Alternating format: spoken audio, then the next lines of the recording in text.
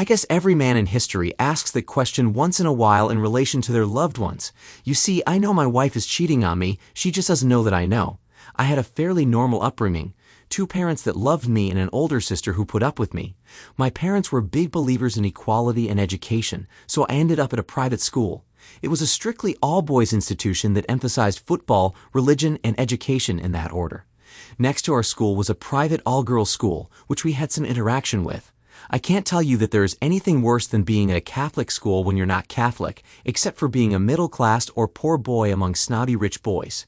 To say I didn't fit in would be an understatement. I never liked snobs and still don't. I believe everyone is equal and should be judged by their actions, not their bank balance. Well, that was the wrong attitude at that school, and before long I was picked on as the poor boy. I found myself in endless fights after school, both verbal and physical, often 4 or 5 against 1. I managed to land a few good punches, but generally I ended up on the losing side. I knew it was pointless to talk to my folks about it, as they would just tell me to turn the other cheek and fit in. The school insisted that everyone participate in a sporting activity, either through the school or outside of it. Given the school's good connection with the police, due to the police chief's son attending the school, I decided to kill 2 birds with 1 stone and signed up for boxing classes run by the Police Boys Club, which the school approved. This decision changed my life for several reasons. Firstly, the rich boys all play football and didn't want to mix with the lower class, so I ended up with kids just like me from all around town. The second, and more important, reason is that I met my best friend, Greg Sands. He was a talented boxer and the son of a cop. He had just arrived in town and signed up for class just for fun.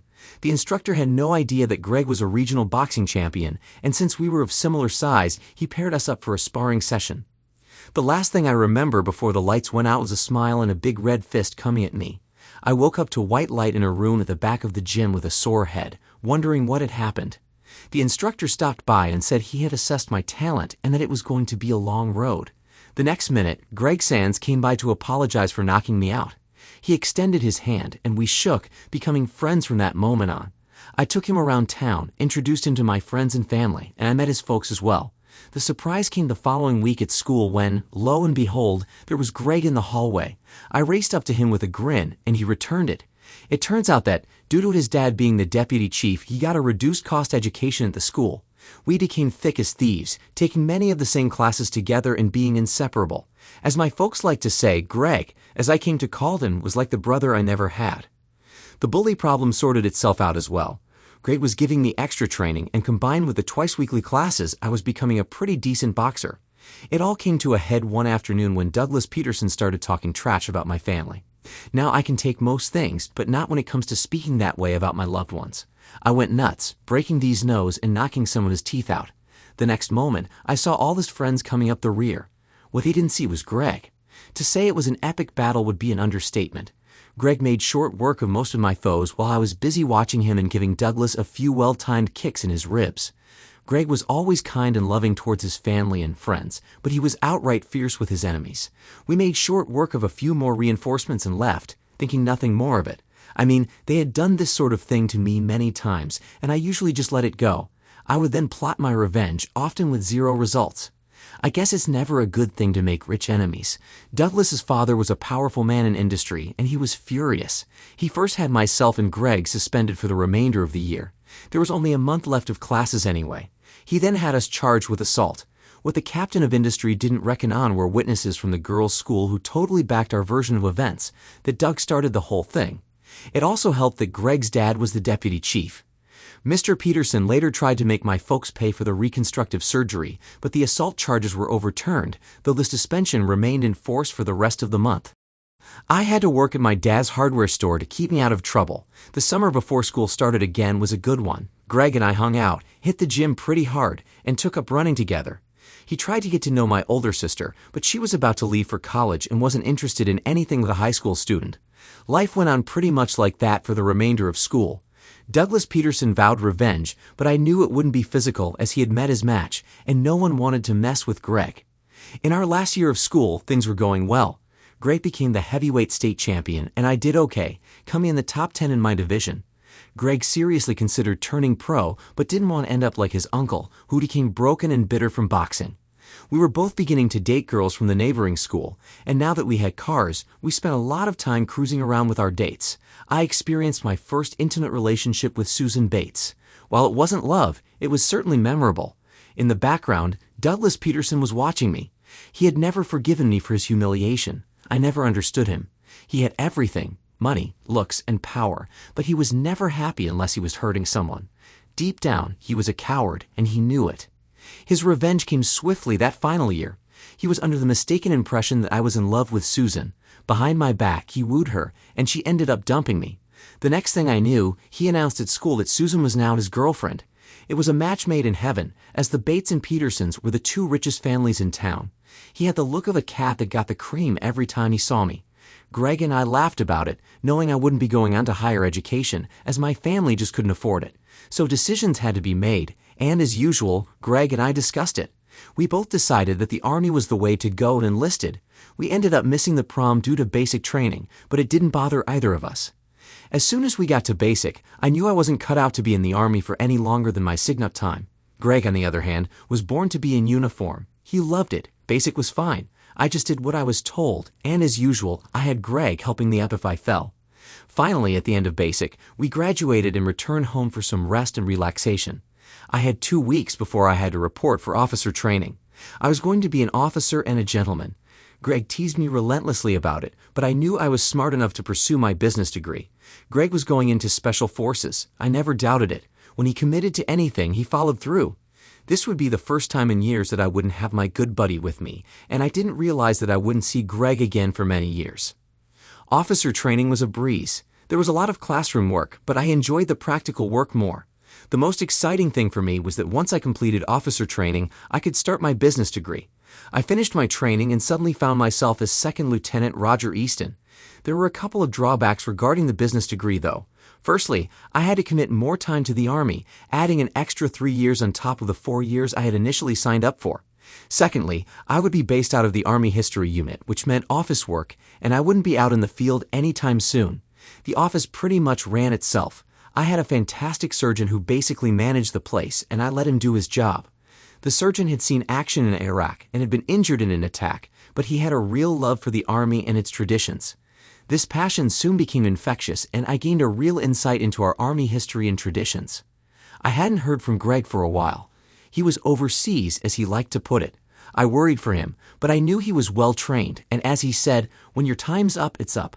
This was the first time I felt really stable. I was studying for my degree, had set work hours, and was still boxing when I could. Funnily enough, it felt more like I worked for a bank than the Army. The only thing really missing from my life was a good woman. I was a romantic at heart and had dated a few women. While those relationships were enjoyable, I didn't have much in common with them, so they never lasted. This was all soon to change when I traveled back to my hometown for the weekend of a big music festival. I wanted to see my folks and Greg's family and maybe catch up with a few friends. While having a few brews on Friday night, I caught up with everyone and heard the latest news. My dad was considering selling the hardware store and retiring. Meanwhile, Greg's parents were supportive of his dad taking over as police chief, and they hadn't heard from Greg since everything was still hush-hush over there. I woke up early Saturday morning and went for my run. After showering and getting dressed, I enjoyed a nice breakfast prepared by my mom. I then helped my dad open the store, and that's when my life took a turn. Roger Easton. I turned around to see Susan Bates standing next to a gorgeous brunette. "Hey Susan, how are you?" I replied. "I'm good, but it's Susan Peterson now," she said. I was surprised to hear that Doug had actually married her. She went on to explain that she was visiting with her cousin Kelly for the festival while Doug was overseas on a business trip. Susan introduced me to Kelly, who was stunning. I wondered what two beautiful women were doing in a hardware store, but apparently Susan had seen me and came in before their hair appointment next door. I promised to meet them at the festival to catch up. My dad saw the exchange and laughed, reminding me to watch myself as Susan was known to be flirtatious. I shrugged it off, thinking that I only had eyes for Kelly. After catching up with a few friends, I went home, cleaned up, had some lunch, and headed to the festival, where the atmosphere was lively. Sure enough, I spotted Susan and Kelly. Kelly looked a bit uncomfortable as Susan flirted with every man who came close. I greeted Kelly with a smile, while Susan, clearly enjoying herself, gave me an enthusiastic kiss and said, "Looks like you need something to eat, Roger." I assured her I was fine. We found a table, and I bought drinks and food for the three of us. For the next hour, I listened to Susan talk about her life. She shared that she married Doug right after graduation because he had gotten her pregnant, but fortunately, she lost the baby early on. Doug was working in his father's business and frequently traveled for work, as his father was in poor health and Doug would soon take over. After a while, Susan felt the tension and wandered off with Peter Morrison, the ex-police chief's son, to check out his new car. I laughed, thinking that was the last I'd see of her. Cousin Kelly asked what was so funny, and I just said Susan hadn't changed much. I then enjoyed getting to know Kelly better. She was raised on an army base and worked as a human resources manager for a large corporation, clearly the Peterson Corporation, since Susan had helped her get a foot in the door. We talked about family, my work, and discovered we had a lot in common. We ended up going to dinner, and it was exciting to learn that we lived and worked in the same city. By the end of the night, we exchanged numbers and promised to meet again. That night, I fell asleep a very happy man. Things progressed rapidly from there. We started dating and grew closer. Before I knew it, we'd been together for almost 2 years. Kelly was old-fashioned and wanted to wait until marriage before being intimate. I agreed, but it became quite frustrating. On the plus side, we got to know each other very well. The only sour note was Susan Peterson's involvement in our lives, and the shadow of Doug always lingering nearby. Kelly knew how I felt about Doug and Susan, but for her sake, I kept my opinions to myself. I met Kelly's family, and although I felt out of my league, it tolerated me. I think it helped that I was an officer in the Army, which gave me some common ground with Kelly's father, a retired general. After completing my degree, I proposed to Kelly, and she accepted. I did the right thing and asked her father for permission, which he agreed to, but her mother was not too pleased and suggested I might be just a starter husband. My folks liked Kelly. She was down to earth, and even though she came from money, she didn't flaunt it. Of course, a prenuptial agreement was signed before the wedding at her mother's insistence. I had a feeling that somehow Doug Peterson had put this idea in Susan's head, and it had been passed down to Kelly. The wedding went off well. Sadly, Greg couldn't be there as he was still uncontactable. I got his younger brother to stand in for him as best man. Thankfully, Doug was overseas and didn't come. It was a good day and an even better night, as Kelly and I discovered we were as compatible in private as we were in public. Life continued as expected. We bought a nice house in a good neighborhood, enjoyed our time together, and started discussing the future. We both wanted kids, but first, I had to decide between the Army or a civilian lifestyle. In the end, we agreed I should use my degree, and I started looking for a new career. I got lucky when a major bank needed someone to run their internal and external security. The job paid twice what I was making in the Army, so I submitted my resignation and moved on. We began trying for kids right away, but it just didn't happen. I knew I was under pressure and working longer hours, but I sensed there had to be more to it. After a visit to the doctor, I received the bad news. I was sterile. I dreaded telling Kelly, as she really wanted children. I thought about looking into adoption, getting the facts, and maybe taking her on a cruise to break the news. However, that plan went awry when I surprised her with the cruise, and she told me she had been promoted. She was now reporting directly to the CEO of Peterson Corporation, Mr. Doug Peterson. Doug had asked her, as the head of human resources, to accompany him on a tour of their businesses across the states for some layoffs. I felt uneasy about this, but what could I say? Kelly assured me Doug had changed from his high school days and was all business, but I had my doubts.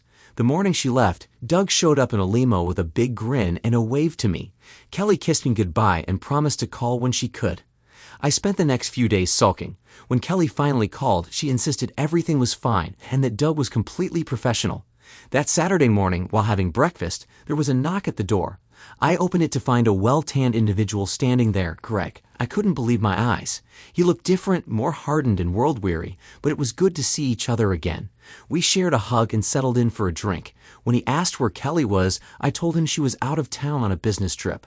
I was more interested in hearing about his adventures. Greg told me about his travels and his time in the Special Forces. He had seen some intense situations. He then revealed he had left the Army, tired of the killing. At 28, he felt he had done enough and wanted out. I caught him up on my life, including Kelly and her connection to Doug Peterson. We even shared a laugh about Susan marrying Doug. As the evening wore on, I showed him my wedding photos, and he suddenly had a strange look on his face. "Holy, that's General Bates," he said. I was surprised he knew him and learned that he had been Greg's commander when he first joined Special Forces. Greg revealed some interesting tidbits about Mrs. Bates and her connections to some of the general's officers. I was taken aback by this revelation and questioned how the general could stay married to someone with such a reputation. Greg explained it was all about power and control. I asked Greg to stay the night, but he had to leave. He informed me he was reporting to the police academy for training on Monday. He was becoming a cop like his father. He promised to come over when Kelly returned. I had a lot to think about. I was already concerned about Doug and Kelly's relationship, and now I learned that her mother had a questionable reputation just like her cousin Susan. The other thing that concerned me was Greg. He seemed different, having changed dramatically in both appearance and attitude. I hadn't seen him for nearly 10 years, so I figured I was being too harsh. People change after all. He had just returned, and everything was likely overwhelming for him. Meanwhile, I had more pressing troubles on my mind regarding Kelly and the revelations about her mother. The next week passed quickly as I kept busy at work, and Kelly called a couple of times. I was too preoccupied to dwell on my concerns about Doug and Kelly, knowing she would be back Friday night. Sure enough, around 8:00 p.m. that Friday, Kelly arrived home in a limo. She greeted me with a warm kiss and a hug, expressing how happy she was to see me. I looked for any signs of change in her mannerisms, but she seemed the same old Kelly. After she went upstairs for a shower, I took her bags to the laundry. Unable to resist, I glanced through her bags but found nothing out of the ordinary. We enjoyed a late dinner together and spent the night reconnecting. I loved this woman deeply. The next morning, we woke up around 10:00 a.m. and had a late breakfast. I caught Kelly up on Greg's return and expressed my desire for her to meet him. I called Greg, and he promised to come over in the afternoon. Around 2 p.m., when he arrived, he brought flowers and a bottle of good wine. I was about to introduce him to Kelly when she exclaimed, "Oh my God, Greg, it's Greg." I was taken aback. It turned out they knew each other from the army base where her father had been in charge. For the next few hours, they caught up on their shared experiences, and I felt like a third wheel. I ended up cooking dinner and came back into the living room just as I overheard them discussing something in hushed tones. Greg suddenly stood up to leave, mentioning that Kelly and I needed to talk first, leaving me curious about what had just transpired. Once he was gone, I asked Kelly what was going on. She seemed a bit embarrassed and revealed that she and Greg had briefly dated while he was stationed there. They had broken up when he left for a tour of duty. I couldn't help but feel uneasy about this revelation, especially when Greg's expression changed after looking at our wedding photos. It became clear that he still had feelings for her. I asked Kelly if this would be a problem, and she reassured me that she loved me and only me. Still, I was frustrated that neither of them had mentioned their past. I called Greg, who echoed Kelly's sentiments, explaining that he didn't want to upset or worry me with past events. Life continued, with Kelly busier than ever in her new role, and our plans for children took a backseat. I didn't mention my concerns about being sterile. Greg graduated and started his career as a police officer, working in the drug squad. I was also busy with my job at the bank, but slowly things started changing at home. Our intimacy shifted from 3 times a week to once a week, and then it dwindled to once every couple of weeks. This coincided with Kelly's late nights at work with Doug and various overnight business trips. I sensed something was wrong. Determined to clear my head, I decided to take a week off to help my father, who had recently retired and sold his business. Kelly encouraged me, saying it would be a good opportunity since she had to work late with Doug and some other executives. I arrived at my parents' place on Monday around 10:00 a.m. After spending the day at the store. We went to the Irish pub for a few drinks. I tried to avoid discussing my worries until my dad surprised me with some unexpected advice. "Son, I think you should start protecting yourself ASAP," he said seriously. I asked him what he meant, and he looked me in the eye, revealing that there were rumors circulating around town. He explained that Doug Peterson was telling everyone that he was having an affair with Kelly. My anger boiled over. It was one thing to suspect infidelity, but to hear it directly was another. Everything began to add up, and I realized I had been naive. I couldn't shake my earlier question about how far an apple falls from the tree.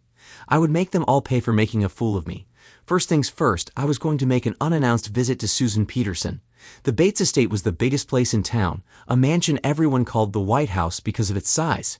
As I headed back to the city, I heard that Susan was actually at her parents' place. I knew her parents fairly well from when I dated their daughter in high school.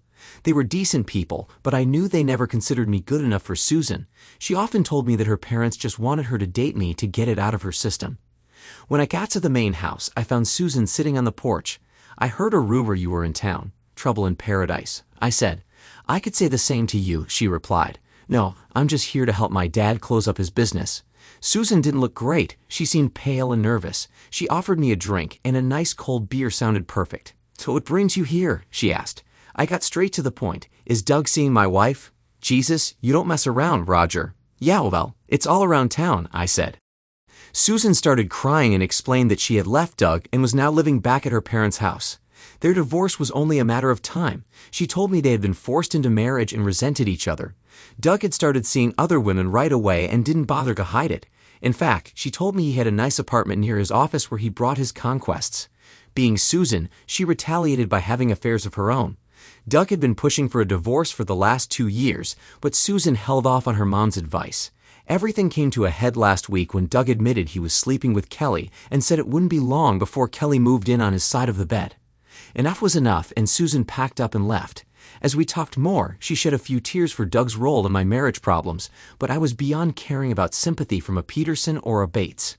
Susan vowed to make Doug pay, but I wanted to ensure my revenge on my terms. I wished her well and hoped that would be the last time I ever spoke to her. When I got home, my folks were out for dinner, and there was a note saying Kelly needed to talk urgently. I thought, asterisk screw that asterisk, grabbed a cold beer, and headed out to the deck. I switched on my mobile phone and saw several missed calls and messages, but I couldn't deal with it today, so I switched it back off. My parents came home around 10 p.m., and by then I was on my 9th beer. The phone had been ringing nonstop all night, so I ended up taking it off the hook. Dad joined me for a beer, and I staggered off to bed. The next morning, I woke up with a headache and the smell of bacon and eggs cooking. God bless all the mothers of the world. After breakfast, I headed to the store with Dad to do the final handover with the new owner. We said a sad farewell to the store and were back home in time for lunch. After lunch, Dad and I went fishing. We had a good talk, and he agreed that I should confront this issue head-on and be done with it. The fish weren't biting, so we returned home early, and Kelly's new BMW was parked in the driveway. I steadied myself and walked into the house with Dad. Kelly was in the lounge with a box of tissues, talking to my mom. My mom looked at me and asked Dad to take her to the store. Then they would visit their friends, the Browns, for dinner. Once they left, I asked Kelly if she wanted a drink. She said no, so I got a beer from the fridge. As I returned, Kelly ran into my arms and started crying, saying she needed to talk to me. She began by explaining that Susan had called her yesterday about the impending divorce and wanted to thank her for making me available again. Kelly was confused about what Susan meant, so she immediately started calling me, leaving endless messages, none of which I returned. After a few days, Kelly drove straight to my parents' place to talk. As the waterworks started again, I had steeled myself for the truth. I asked her outright if she was having an affair with Doug. Kelly swore she wasn't, claiming their late meetings included several other executives. I confronted her about the rumors around town, and she was ready for that too. She insisted it wasn't Doug starting those rumors, but Susan, who wanted to break us up. Kelly claimed that Susan still loved me and only broke up with me in high school due to the pressure placed on her by her parents. She also said she had spoken with Doug and would no longer be attending any late-night meetings. While the story sounded good in theory, I thought it was a bunch of nonsense. Firstly, I'm no expert on women, but I knew Susan did not love me. I was just a fleeting interest during high school. Susan loved money and power, and I offered neither. Secondly, I knew Doug Peterson, and he hated me. He would do anything to spite me.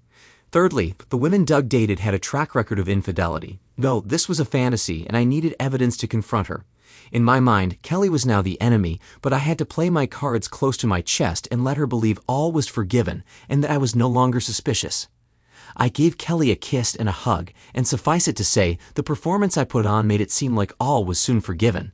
I took Kelly out for dinner that night, and thankfully she was too tired for anything more intimate. The next morning, she left early, happy and smiling. After talking to my folks about Christmas arrangements, I told her I loved her and would see her in a couple of days. After we finalized the arrangements with the store, Dad looked at me funny, but was smart enough not to say anything. With Kelly gone, I placed a call to Greg. It was time to get him involved in the surveillance on Kelly. I left him a message saying it was urgent we talk. While waiting for my friend to call back, I had a quiet word with Dad and asked him to tell Kelly that I was staying there until Sunday. Knowing Kelly would be at work, I left a message on the answering machine at home saying I would be at my folks' place until Sunday, as Dad still needed further help with the store. With that done, I packed my car, said goodbye, and headed back to the city. Greg still hadn't returned my call, but no matter.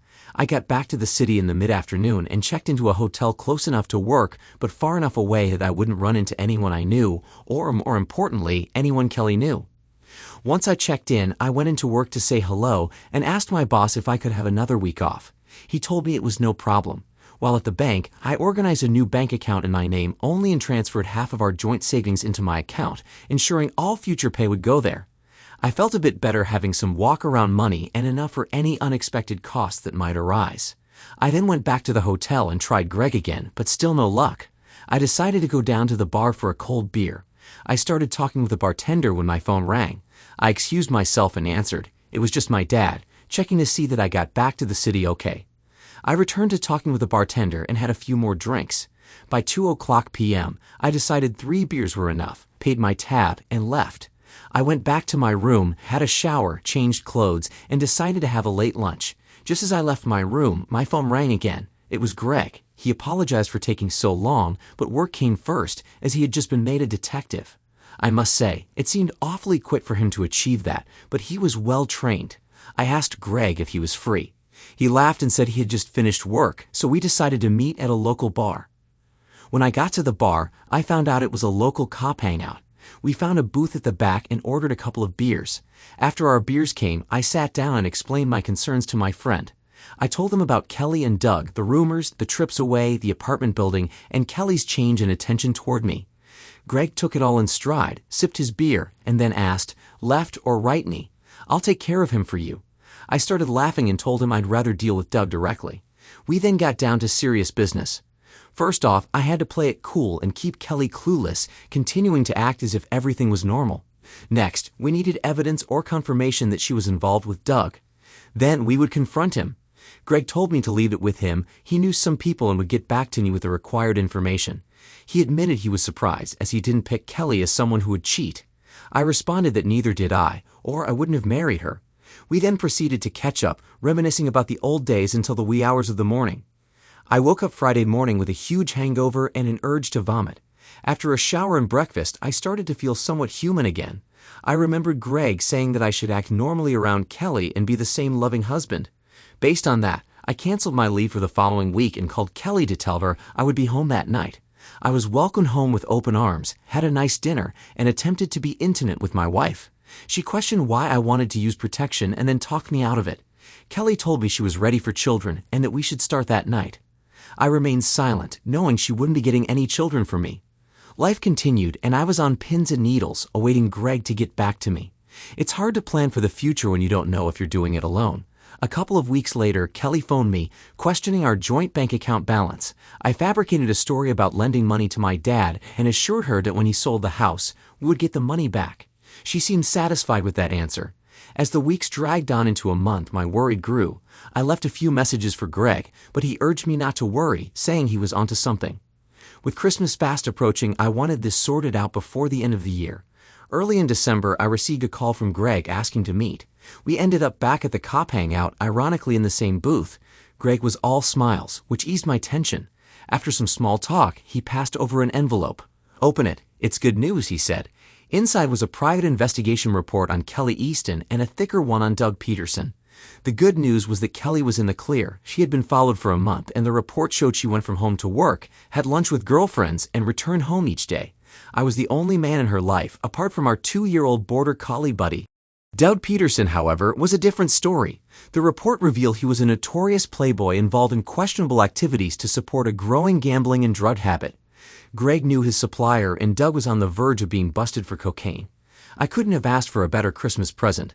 I celebrated with drinks at the bar and headed home to my loving wife.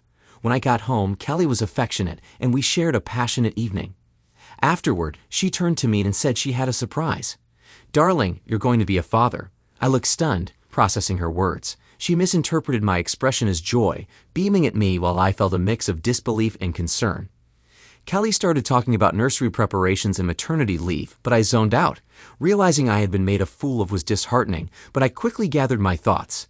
The Army had taught me to be logical, so I figured things out swiftly. The only question was what I was going to do about it. I felt physically ill lying next to Kelly that night. One thing was clear, she was out for herself and I needed to act. I couldn't believe she would pass off the baby as ours. Our intimacy had been practically non-existent. Tossing and turning for hours, I watched Kelly sleep peacefully, and I felt a surge of anger. Instead of dwelling on my frustrations, I went downstairs to my study. I glanced at my gun but dismissed such thoughts as weak. Over the years, I came to some hard truths. The baby wasn't mine, my wife had betrayed me, Greg was my worst enemy, and Doug Peterson had been set up by Greg. Coming to terms with my life being a lie was excruciating. It felt terrible to be surrounded by enemies. I was a loyal and trusting person. Was that a crime? I needed to make quick decisions. Taking Greg's advice to heart, I knew I had to make everyone think I was oblivious while sorting this out tactically. I had to speak to Doug Peterson. With that decision made, I returned to bed, attempting to find some rest. I woke early the next morning, filled with purpose. Kelly was still asleep, so I quietly left for the day. As soon as I got to work, I called Peterson Corporation and left a message for Doug to call me urgently. By mid-morning, it was clear he wouldn't be returning my call. I couldn't risk going to his office due to Kelly working there, so I made a hasty decision, hoping it would pan out. I told my colleagues I would be out of the office for the rest of the day and instructed them to contact me only in matters of life or death. I went next door to Hertz, rented a large SUV, and waited outside Doug's office, sipping coffee in the rental. I saw Doug Peterson emerge from his office and hop into his new BMW Z4 Roadster. Discreetly, I followed him until he stopped outside an apartment building. Before he could enter, I pulled up, jumped out, and confronted him. In hindsight, my actions might have seemed extreme, but at the time, I thought it was a clever move. As we left the apartment building behind, I noticed Doug was visibly shaken. He looked as pale as a ghost, probably fearing I intended to harm him. "Roger, please don't kill me. I swear I didn't touch Kelly," Doug pleaded, his voice trembling. "Jesus, get a hold of yourself, man," I replied. "I left you a message, and you didn't get back to me, so you kidnapped me. I don't want to die." His reaction was so dramatic it reminded me of a child who had just dropped their ice cream. Given our mutual disdain, I understood his fear. I knew I had to get to a safe place for a serious conversation, so I drove out of the city toward a lake where we could talk privately. However, as soon as I turned down the road, his panic returned. I could hardly believe this guy was a CEO of a large corporation. After calming him down, I brought him to a picnic bench to discuss a report that Greg had compiled. "Read this, and then we'll talk for the next 15 minutes, I instructed. As Doug read through the report, he made comments like, "This is no way accurate." I responded, "What do you think, Doug?" "It's complete nonsense. This has Susan's fingerprints all over it," he said. I wanted him to realize he was entangled with an enemy who was closing in on him. "It wasn't Susan who gave me the report. It was Greg Sands," I revealed. Doug turned even paler, now convinced I was out to get him. I surprised Doug by telling him I didn't believe the report, except for the fact that he most likely cheated on his wife. I stunned him further when I suggested we help each other. Lies were clearly part of the agenda. Despite being a weak figurehead in his father's company, Doug had a reputation as a playboy, primarily involved with escorts. His father still called the shots, pulling the strings behind the scenes. I delivered the shocking news. He had to leave town immediately or risk spending the rest of his life in prison.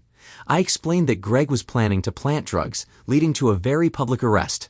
"Why are you helping me? And why is Greg Sands trying to destroy me?" he asked. The first part was easy. I needed his father's connections to dig up a full background on Greg, including his current activities. Doug made the call to arrange an urgent flight out of the country and then contacted his father to explain the situation. He surprised me by handing the phone to me. Mr. Peterson Sr. begrudgingly assured me I would receive a full report on Greg Sands within a few days. The second question was trickier, and I shrugged, saying I couldn't provide insight into why Greg was targeting him. I secretly believed it was Greg's twisted way of retaliating against me for my own marital issues. I sat with Doug for an hour while we waited for his father's people to collect him. He was eager to leave the country as quickly as possible. Soon, a large black SUV arrived to take Doug away. I knew Greg would be furious about not being able to find Doug quickly, but hopefully this would give me time to understand what was happening. I drove back to the city and returned the rental, knowing I had to play it cool and await the report that would hopefully provide insight and leverage against Greg. In the meantime, I needed to escape the tension. I couldn't stand to be around Greg or Kelly. Back at work, I spoke with my boss, who had been urging me to visit the regional office for training. Before long, I had a ticket for a flight and was off on my whirlwind 2-week adventure at the regional office. Kelly was upset about my sudden absence until I reminded her that I needed to keep my boss happy, especially with the baby on the way, which silenced her. The 2 weeks passed quickly, and I made several attempts to reach Peterson Sr. regarding the report, but to no avail. Imagine my surprise on the last day of my tour when a courier delivered a thick package to me.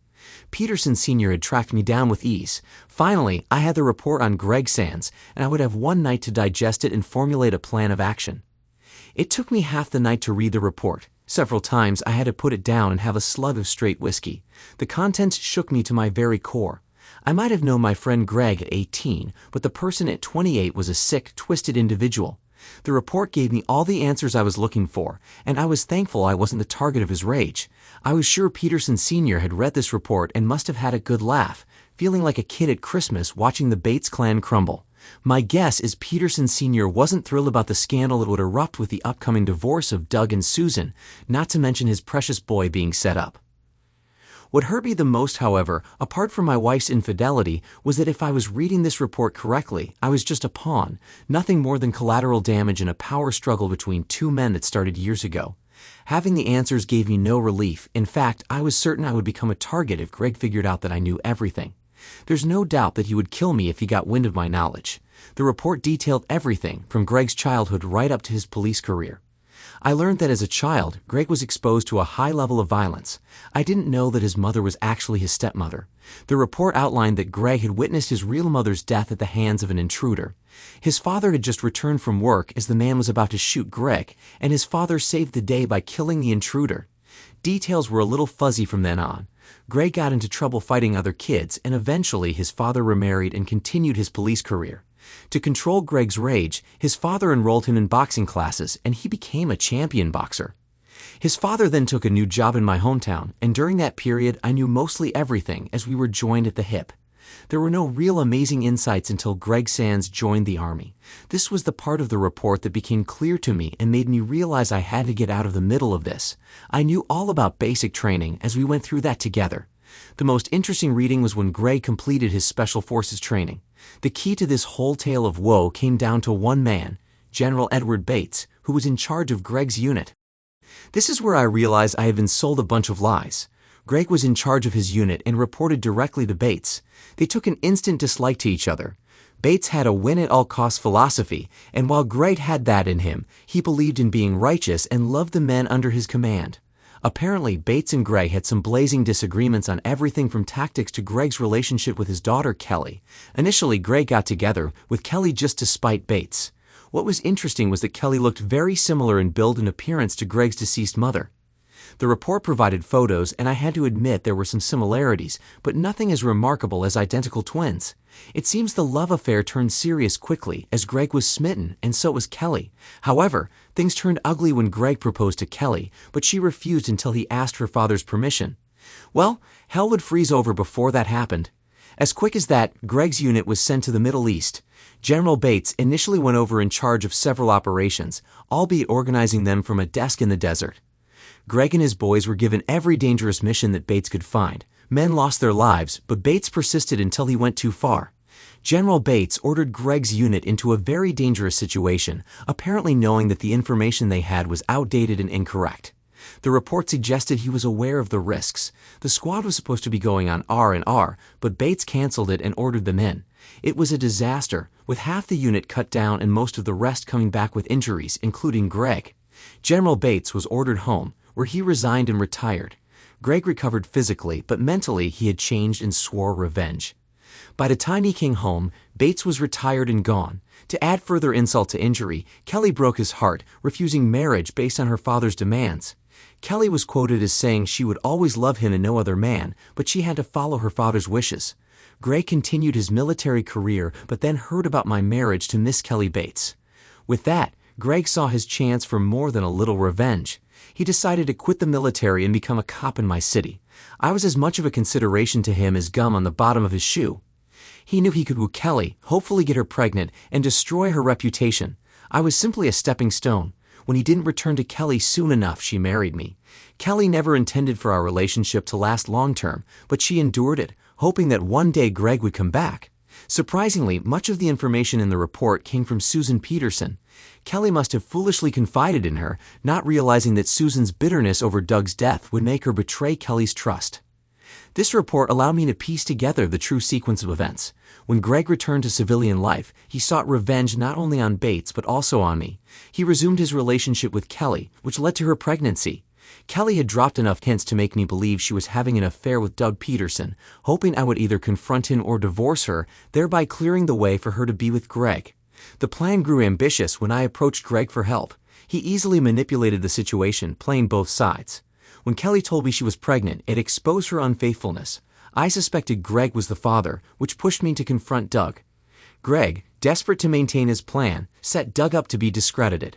When I helped Doug escape, Greg's scheme started to crumble. The video he sent me was meant to provoke me, but it only motivated me to act more cautiously. Now, with Kelly pregnant, Greg believed he had won, but I knew the truth. I needed to figure out my next move before things escalated any further.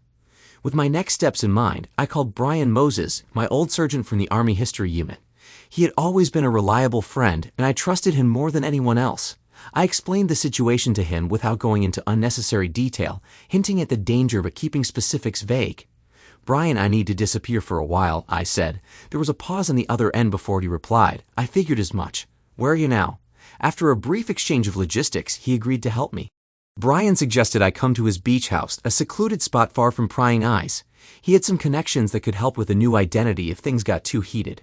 I knew I couldn't stay in the city any longer. The closer I was to Kelly and Greg, the greater the risk. By staying away, I could better plan my next moves.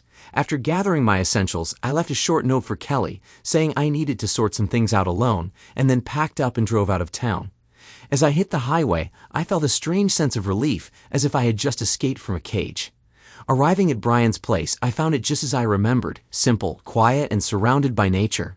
Brian was waiting for me with a beer in hand. "You look like hell," he said. I laughed, feeling the tension ease for the first time in weeks. "You have no idea," I replied. We sat down on the porch, and I laid out the story from start to finish. My suspicions about Kelly, Greg's involvement, Doug's escape, and the real danger I now faced. Brian listened intently, his expression becoming more serious as I went on. "You're in deep, Roger," he finally said, "but you're not alone." I nodded, grateful for his support. "I need a plan, Brian. I can't keep running forever, but I need to stay hidden until I can figure out how to take down Greg." Brian offered me a temporary hideout in a remote cabin he owned. It was about a 2-hour drive from the beach house, deep in the woods, and rarely visited by anyone. "You can lay low there for a while. I'll arrange for the basics, food, water, and a way to communicate securely," he assured me. With the plan set, I left for the cabin the next morning, taking a few essentials and using Brian's old truck to avoid being traced. The cabin was exactly what I needed, isolated, surrounded by dense forest, and completely off the grid. For the next few weeks, I focused on regaining my strength, training daily with the boxing gloves I brought and going on long runs through the woods. I felt my body become stronger, leaner, and sharper. I'd also spent time analyzing the information from Peterson Sr.'s report, searching for any clues that could give me the upper hand against Greg. As the days passed, I kept a close eye on the news for any updates about Kelly or Greg. Kelly's pregnancy was now public knowledge, and rumors swirled around the nature of her relationship with Greg. Meanwhile, Doug Peterson's sudden disappearance had sparked whispers of scandal, but nothing concrete. I knew it was only a matter of time before Greg realized I was still alive. The more I thought about it, the clearer my plan became. I needed to bait Greg into revealing himself, to force a confrontation on my terms. I decided to take the next step and make a direct move. I called Brian, asking him to arrange a meeting with Peterson Sr. I needed more information about Greg's current activities and any potential weaknesses I could exploit. Peterson Sr. agreed to meet me at a secure location, a private estate he owned outside the city. I made the long drive to the estate, keeping a low profile along the way. When I arrived, I was led into a dimly lit study, where Peterson Sr. sat behind a large oak desk. He was thinner and more gaunt than the last time I had seen him, a result of the stress from recent events. "I didn't expect to see you again, Easton," he said, his voice low and tired. "But I'm glad you're not dead." I nodded, getting straight to the point. "I need to know everything you have on Greg Sands. I need to stop him before he destroys everything I have left." Peterson Sr. seemed to consider my request for a moment before nodding. "Fine, I'll give you what you need, but I want something in return. I want you to take him down for good." I agreed, knowing that it was the only way forward. Peterson Sr. handed me a thick dossier filled with information about Greg's recent activities, including shady deals, corrupt law enforcement connections, and evidence of violent crimes he had committed. It was more than I had hoped for, but it also confirmed what I feared. Greg was a dangerous man, capable of anything. Armed with this new information, I returned to the cabin and began to strategize. The final showdown was coming, and I needed to be ready. For the next few days, I meticulously planned my approach, mapping out potential scenarios and rehearsing different tactics. I knew Greg well enough to anticipate his moves, but I couldn't afford to underestimate him. When the time was right, I placed a call to Greg, using a burner phone Brian had given me. "Roger," he answered, sounding both surprised and curious. "Long time no see." I kept my voice steady. "I know you're looking for me, Greg. Let's end this, once and for all. Greg laughed, a cold and humorless sound. So you've finally grown a spine. Where do you want to meet? I suggested a remote location outside of town, a place we both knew well from our youth. It was where we used to spar and train, hidden deep in the woods. Perfect, Greg replied. Let's settle this like old times. I hung up, feeling a strange mix of fear and determination. This was it, the moment I had been preparing for. On the day of the meeting, I arrived early, hiding among the trees and keeping an eye on a clearing. I waited for over an hour, my senses alert for any movement. Finally, I heard the sound of footsteps approaching. Greg emerged from the trees, looking as confident as ever. He was dressed in black, with a gun holstered at his side. "It's good to see you, Roger," he said, his eyes cold and calculating. "I was hoping you'd have the guts to face me." I stepped out of the shadows, my own gun drawn and ready. "This ends here, Greg," I said. "No more games, no more lies." Greg smirked, drawing his weapon in response. "I couldn't agree more," he replied. The next few moments were a blur of gunfire and chaos. We exchanged shots, each trying to outmaneuver the other. I felt a bullet graze my arm, the pain sharp but manageable. I pressed on, focusing on my training and instincts. Greg was fast, but I was determined. Suddenly, I saw an opening. I aimed carefully and fired, hitting Greg square in the chest. He staggered back, a look of shock on his face. You actually did it," he muttered, collapsing to the ground. I stood over him, my gun still trained on him. "It's over," I said, feeling a mix of relief and sadness. "You lost." Greg coughed, blood trickling from his mouth. "Maybe," he whispered, "but you'll never be free of this." With that, he drew a knife from his belt and lunged at me, using the last of his strength. I reacted instinctively, dodging the blade and delivering a final shot to his head. Greg fell to the ground, lifeless. I stood there for a moment, breathing heavily and processing what had just happened. It was finally over. The nightmare that haunted me for so long was gone. As I made my way back to the cabin, I felt a strange sense of closure. I had lost so much, my marriage, my innocence, my best friend, but I had survived. I knew it would take time to heal, but at least I could now begin to rebuild my life. I returned to Brian's beach house, where he was waiting with a cold beer and a knowing smile. "It's done," I said simply. "Good," he replied. "Now let's get you a new start." And so I began the process of creating a new life, leaving the past behind. I knew I could never completely erase the scars, but I was determined to move forward. With Brian's help, I adopted a new identity and relocated to a different state, starting fresh. I kept in touch with my family from a distance, ensuring they were safe. In the end, I realized that life is a series of battles, some won and some lost. But the key is to keep fighting, no matter what. I may have lost many things along the way, but I had gained something far more valuable, the will to survive. Thanks to everyone who took the time to listen to today's stories. If you enjoyed it, please consider liking and subscribing if you haven't already. Feel free to share your thoughts on the events in the comments below. Take care.